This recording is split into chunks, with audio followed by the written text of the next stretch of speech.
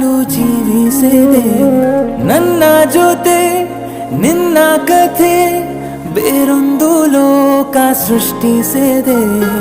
ಎಂದು ಹೀಗೆ ಆಗಿಲ್ಲ ಏನು ಇದರ ಸೂಚನೆ ನೂರು ವಿಷಯ ಎತ್ತರೂನು ನಿನ್ನದೊಂದೇ ಯೋಚನೆ